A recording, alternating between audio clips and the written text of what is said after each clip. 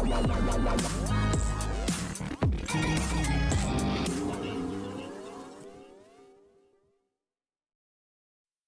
है चाहते कि आज रात के एपिसोड में आप देखेंगे कि प्रिशा पानी पीने के लिए खड़ी होती है एक जगह पर जहां पर क्रोकोडाइल आते हैं और उसके तरफ बढ़ता है।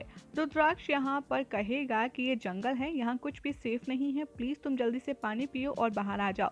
तो प्रिशा कहती है कि डोंट वरी, यहाँ पर कौन सा कोई सांप होने वाला है और मैं आराम से पानी पी लेती हूँ। लेकिन पानी पीते पीते यहाँ पर क्रोकोडाइल प्रिशा के पैर के एकदम पास पहुंच जाता है और उसे पैर से पकड़कर पानी में खींच लेता है। प्रिशा चिल्लाती है रुद्राक्ष को बचाने के लिए, मदद के लिए, और प्रिशा की ये हालत देखकर जल्दी से रुद्राक्ष भी पानी में कूद जाता है और वो देखता है प्रिशा को तकलीफ में तो अपनी कोनी से मार मार कर मगरमच्छ का हाल बुरा कर देता है और जैसे तैसे प्रिशा की जान बचा लेता है। लेकिन दूसरी तरफ क्रोकोडाइल उसका हाथ पकड़ लेगा प्रिशा का पैर छोड़कर और इस तरीके से प्रिशा का पैर और रुद्राक्ष का हाथ दोनों ही बुरी तरह से जख्मी हो जाएंगे। वहां देखेंगे आपकी महिमा आती है श्रीनिवासन हाउस दोबारा से, जहां पर युवराज चुपचाप दरवाजा खोलता है और बताता है उसको कि सब सो रहे हैं सिवाय उसके।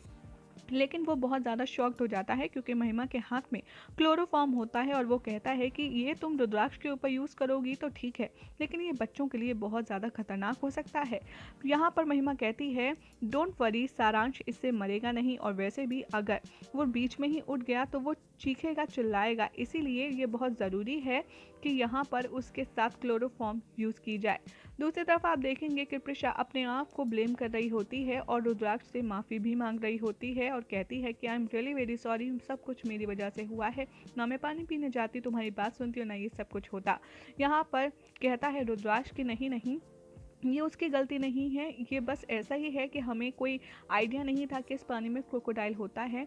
लेकिन ठीक है, कोई बात नहीं, मेरा हाथ अगर ज़ख्मी हुआ है तो तुम्हारा पैर भी तो ज़ख्मी हो गया है, तुम्हें भी बहुत पेन हो रहा होगा। प्रिशा कहती है कि मेरी तो बहुत छोटी सी इंजरी है और ये, लेकिन वो मुझसे और ज़्यादा डीपली हर्ट करता, उससे पहले उसने तुम्हें पकड़ लिया और मुझे इस बात का बहुत ज़्यादा बुरा लग रहा है।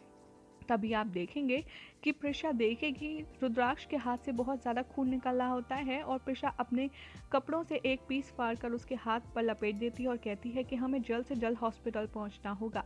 लेकिन रुद्राक्ष कहता है अभी बहुत रात हो चुकी है और यहाँ से कहीं भी हिलना बहुत ज़्यादा रिस्की होगा, एग्जाम्पल तो तुम देख ही चुकी हो। लेकिन यहाँ पर प्रिशा कहती है अगर हमने इस घाव को सही वक्त पर ट्रीट नहीं किया तो इसका इन्फेक्शन फैल सकता है और इसीलिए हमें समझना होगा।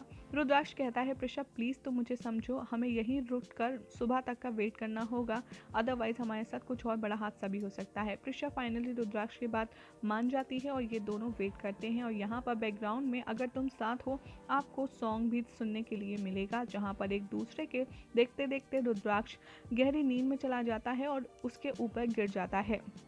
उधर आप देखेंगे कि महिमा अपने इरादे मजबूत करने की प्लानिंग कर रही होगी। सारांश सो रहा होगा जीपीएस और वसुधा के बीच में, जहां चुपके से महिमा आएगी और क्लोरोफॉर्म वाला हैंकी सारांश के फेस पर रखेगी और उसे उठा लेगी।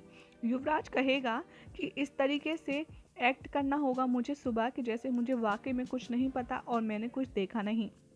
अगले दिन आप देखेंगे सुबह हो चुकी होगी, प्रिशा बहुत ज़्यादा परेशान होगी रुद्राक्ष का घाव देखकर और उसे कहेगी कि अब हमें हर हाल में हॉस्पिटल जाना ही होगा। तो यहाँ पर रुद्राक्ष कहता है कि ठीक है, हम जल्द से जल्द कोई हॉस्पिटल ढूंढते हैं और वहाँ पहुँचते हैं। लेकिन रुद्राक्ष का हाल बहुत बेहाल होता है, वो बेहोशी सी महसूस करता है और वो ठीक से चल भी नहीं पाता। रुद्र और प्रिशा यहाँ पर किसी से लिफ्ट के लिए रिक्वेस्ट करते हैं, लेकिन वहाँ पर एक लेडी आती है और कहती है कि नहीं नहीं, मैं किसी लोगों को लिफ्ट नहीं देती हूँ, स्ट्रेंजर्स को लिफ्ट नहीं देती हूँ। प्रिशा उससे रिक्वेस्ट करती है, उससे भीख मांगती है कि हमारी मदद कर दीजिए और साथ ही रुद्राक्ष पूरी सिचुएशन एक्सप्लेन करता है कि वो फॉरेस्ट में कैसे पहुँचे और प्लीज़ उसे हेल्प कर दो। और वहाँ पर जो कपल होते हैं वो उन्हें हेल्प करने के लिए राज़ी हो जाते हैं।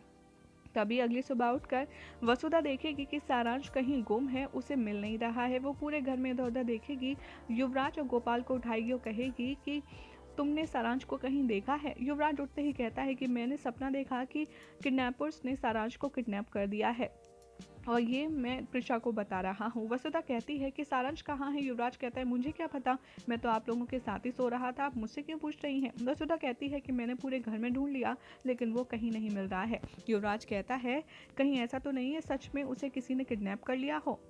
दूसरी तरफ आप देखेंगे रुद्रप्रशा मुश्किल से हॉस्पिटल पहुंच जाते हैं जहां पर रुद्राक्ष का ट्रीटमेंट होता है। डॉक्टर उसके घाव देखते हैं और दूसरी तरफ प्रिशा के घाव पर पट्टी होती है हॉस्पिटल में। प्रिशा डॉक्टर से कहती है कि ये कितने दिन में घाव ठीक हो जाएगा, तो डॉक्टर बताता है कि आपका घाव 2 से 3 दिन में ठीक हो जाएगा। प्रिशा कहती है कि ठीक है, एक बार मैं रुद्राक्ष को भी देख लेती हूँ और वो रुद्र से मिलने जाती है।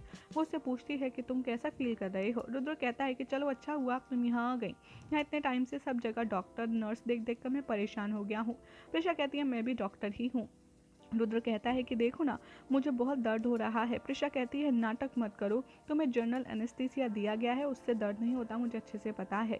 तो यही हो जाएगा आज रात के एपिसोड का एंड, जिसके बाद क्या होगा कल रात के एपिसोड में, कैसे सारांश की किडनैपिंग का पता चलेगा, ये सब कुछ देखना होगा बेहद इंटरेस्टिंग।